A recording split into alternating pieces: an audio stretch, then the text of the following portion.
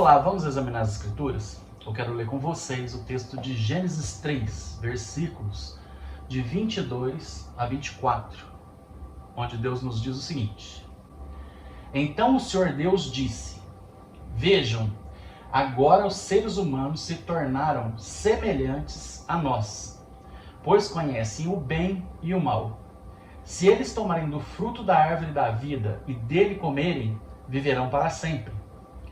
Para impedir que isso acontecesse, o Senhor Deus os expulsou do jardim do Éden, e Adão passou a cultivar a terra da qual tinha sido formado. Depois de expulsá-los, colocou querubins a leste do jardim do Éden e uma espada flamejante que se movia de um lado para o outro, a fim de guardar o caminho até a árvore da vida. Então nós percebemos que quando Adão e Eva pecam, a morte entra no mundo, entra na história, entra nas nossas vidas que terão um fim. E assim, Deus percebe que se nós, seres humanos pecadores, comêssemos do fruto da árvore da vida, nós poderíamos viver e perpetrar a maldade, a insanidade e o pecado para sempre. Por isso, por pura misericórdia, Deus bloqueia o caminho que dá acesso à árvore da vida. E assim, nós temos uma vida durante alguns anos e depois nós morremos. Porque, pelo que eu tenho percebido, hoje é meu aniversário de 59 anos. Então, nesses 59 anos, o que eu tenho percebido é que o peso do pecado, o peso não dos pecados, somente os nossos pecados, o peso dos nossos pecados e o peso dos pecados alheios e a vida de pecador aqui na terra se torna cada ano mais pesada para as pessoas. Nós vamos vivendo e nós vamos descobrindo coisas. Então existe um ditado que diz: vivendo e se decepcionando consigo mesmo, se decepcionando com o próximo, se decepcionando com a história, se decepcionando com a quantidade de coisas erradas, ou seja, com a quantidade de pecados, com a quantidade de impiedade. E isso se torna muito, muito, muito pesado. Então, eu costumo olhar para uma pessoa que está bem velhinha, que está curvadinha assim, e pensar: isso deve ser de carregar o pecado do mundo nas costas, inclusive os dela. Por quê?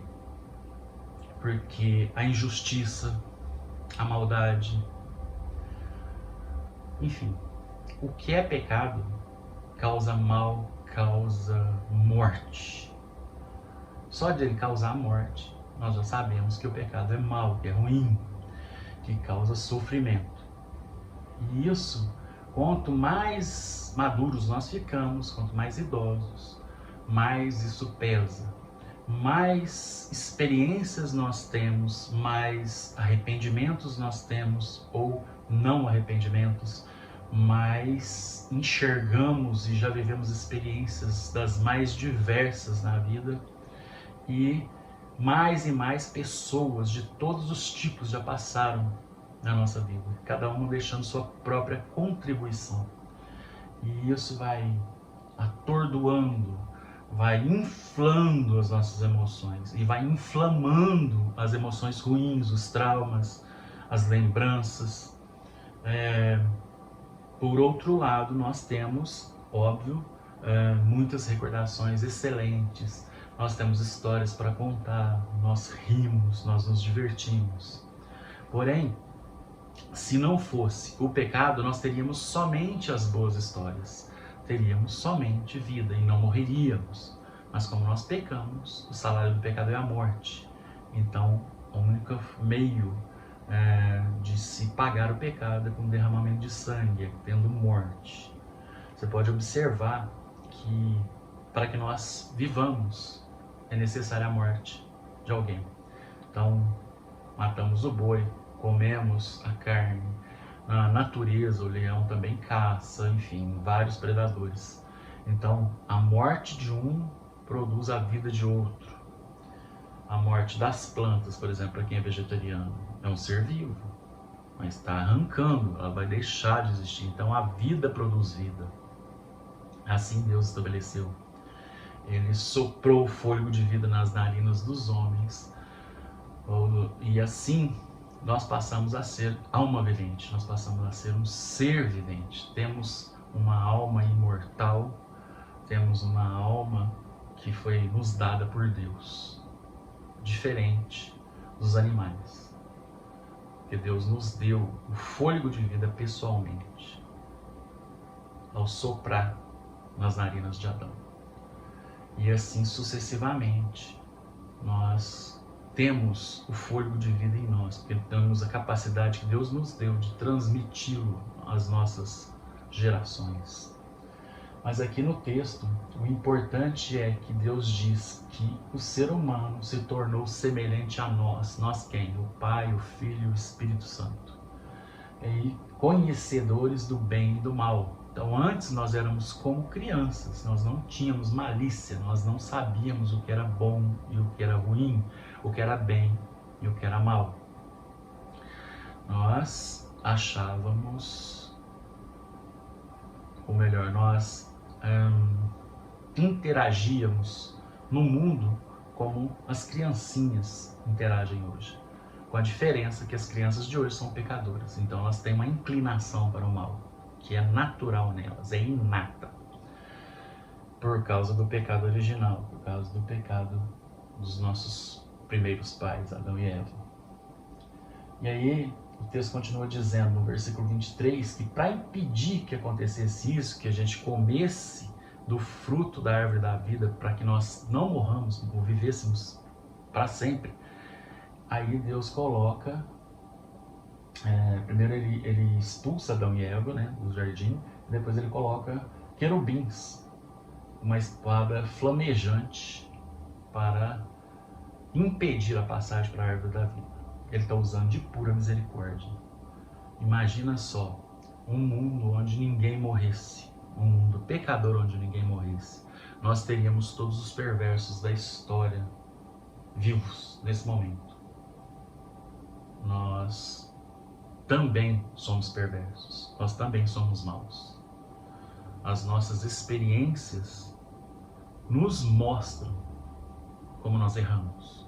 Quanto mais nós vivemos, mais erros nós detectamos, mais erros nós reconhecemos e mais gente perversa nós enxergamos, porque a lente cor-de-rosa que a gente via o mundo, ela passa a perder a sua cor, a sua matiz, e aí nós vemos as coisas como são, em tons de cinza, porque no mundo de pecadores nada é arco-íris, a não ser as promessas do Senhor, as promessas de Deus. Então, nesses meus 59 anos, eu percebi que quanto mais o tempo passa, menos ilusões nós temos. E assim, a vida não fica tão gostosa como antes. Quando nós somos inocentes, nós enxergamos as coisas com mais doçura. Desiludir, perder as ilusões. Esse é um processo doloroso, mas necessário, e que Deus colocou na história de cada um de nós. Até o final das nossas vidas, nós estaremos desiludidos de inúmeras coisas que somos iludidos nesse momento. Que Deus tenha misericórdia de nós, que Ele nos ajude, porque as nossas emoções, elas entram num tsunami que faz com que nós possamos ir lá no alto e depois lá embaixo. Então é céu, inferno, céu, inferno. Então se nós pudéssemos parar no meio, pelo menos um pouco, respirar, para depois continuarmos o processo de céu e inferno, parar e descansarmos, seria muito bom. E isso nós só conseguimos com Jesus, que diz que é para nós tomarmos o seu fardo e nos colocarmos em jugo com Ele. Então, se eu coloco uma canga em mim e em Jesus, nós caminhamos juntos. Quando nós caminharmos juntos, aí sim nós poderemos descansar. Jesus é o nosso descanso. Nós cristãos não descansamos no domingo e nem no sábado. Nós cristãos descansamos em Jesus. Jesus é o nosso descanso. É somente nele que nós podemos confiar e ter refrigério para as nossas almas. Amém.